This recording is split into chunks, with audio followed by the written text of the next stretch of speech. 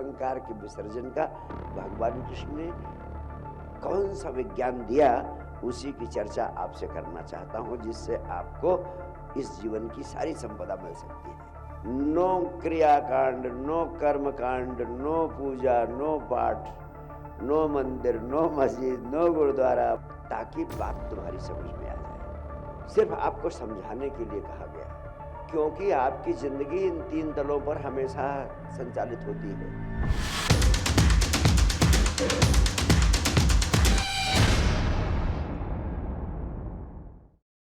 अधिकांश लोग यही मानते हैं कि अहंकार विसर्जन की बात तो हम भी जानते हैं, लेकिन अहंकार को विसर्जन करने का विज्ञान आपको अगर अच्छी तरह समझ में आ जाए तो बिना कुछ किए, सिर्फ समझ की क्रांति से अहंकार का विसर्जन करने में आपको पूर्ण सफलता उपलब्ध हो सकती है।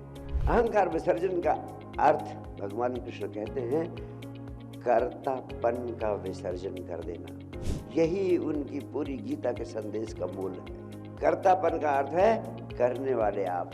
कर्तापन का विसर्जन जैसे ही हो जाए वैसे ही आप अहंकार शून्य हो जाते हैं। अगर कर्तापन का विसर्जन हो जाए, अहंकार शून्यता आ जाए, तो परम आनंद आपकी जिंदगी में प्रकट हो सकता है। तो परमात्मा आपके उस शून्य में प्रकट हो सकता है। तो उस अहंकार के विसर्जन का भगवान कृष्ण ने कौन सा विज्ञान दिया, उसी की चर्चा आपसे करना चाहता हूं, जिससे आपको इस जीवन की सारी संपदा मिल सकती है। ये विज्ञान आपकी समझ में आ गया तो आप तुरंत नाचना शुरू कर देंगे, क्योंकि ये है इतना सरल, है इतना सहज। सिर्फ समझ में आ जाए तो फिर और कुछ करने की जरूरत नहीं है।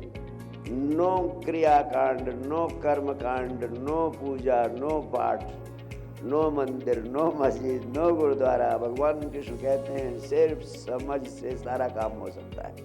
और मैं आपसे कहना चाहता हूँ, गीता में भगवान कृष्ण ने कहा कि अहंकार विसर्जन के 3 उपाय हैं। तो 3 उपाय क्या हैं? उन्होंने कहा एक कर्म का मार्ग है, एक ज्ञान का मार्ग है, एक भक्ति का मार्ग है। वास्तव में ये मेरा मानना है कि ये तीनों मार्ग नहीं है, ये सिर्फ भटकाओ। ये तीनों मार्ग क्यों कहे गए? ताकि बात तुम्हारी समझ में आ जाए। सिर्फ आपको समझाने के लिए कहा गया, क्योंकि आपकी जिंदगी इन 3 तलों पर हमेशा संचालित होती है। आपकी जिंदगी के 3 तल, एक शरीर का तल है जो कर्म से संबंधित है, वो हमेशा उसको कर्म करने के लिए विवश होना पड़ता है। दूसरा, आप बुद्धि से जीते। तीसरा, आप हृदय से जीते। तो शरीर, बुद्धि, हृदय, यही 3 चीज आप जानते हैं। इसलिए भगवान कृष्ण ने तीनों तरह के मार्ग कह दिए। शरीर के तल पर जो जीता है उसके लिए कर्म का मार्ग है। बुद्धि के तल पर जो ज्यादा जीता है उसके लिए ज्ञान का मार्ग है। और जो हृदय से जीता है उसके लिए भक्ति का मार्ग। तो 3 मार्ग कृष्ण ने कहे, क्योंकि मनुष्य इन 3 तलों पर जीता है। लेकिन आपके लिए कौन सा मार्ग है, ये आप कैसे जानेंगे? ये पहला प्रश्न।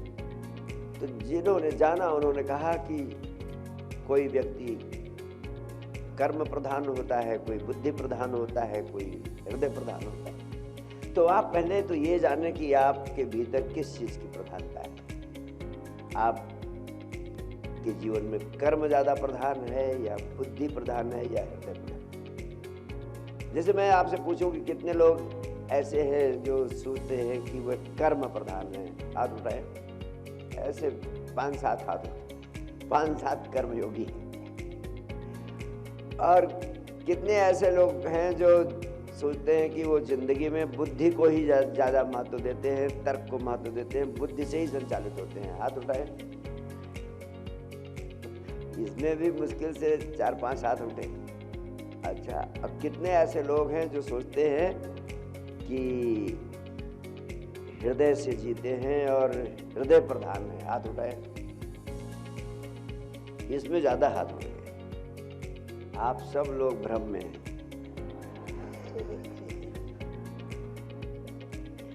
अब असलियत मुझे कहनी ही पड़ रही।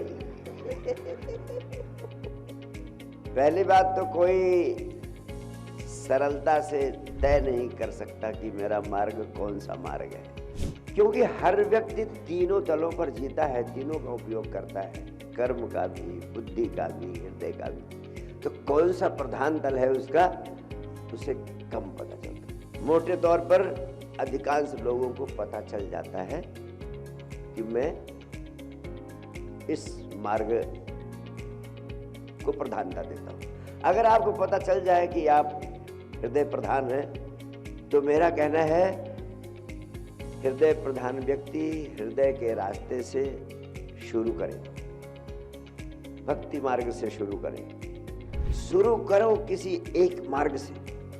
ये तीनों मार्गों के संबंध में मैं बातें करूंगा, लेकिन आपका मार्ग कौन सा है, पहली बात इसमें घबराने की कोई बात नहीं है। अगर आपको पता चलता है कि मैं हृदय प्रधान हूं, तो हृदय के मार्ग से शुरू करें। अगर आपको पता नहीं चलता है तो किसी भी मार्ग से शुरू कर दो जो आपको समझने के बाद अच्छा लगे। किसी एक मार्ग से आप शुरू करोगे तो आपको पता चलेगा कि दूसरा मार्ग भी बहुत आसान है, और फिर आपको पता चलेगा कि तीसरा मार्ग भी बहुत आसान है।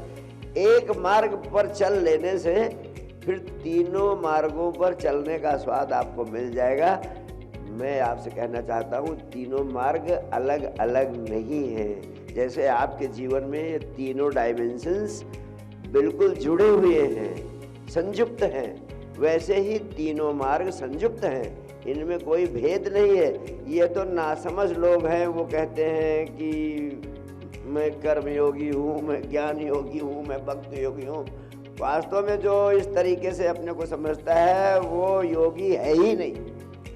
कर्म योगी के लिए ज्ञान और भक्ति ऐसे सहजता से उसके जीवन में रस देने लगेंगे जैसे कि कर्म। तो तीनों में कोई भेद नहीं है, भेद सिर्फ प्रारंभ का है, अंत में तो सारे मार्ग वही पहुंचा देते हैं। भेद हो भी कैसे सकता है। वास्तव में इन तीनों का प्राण है ध्यान।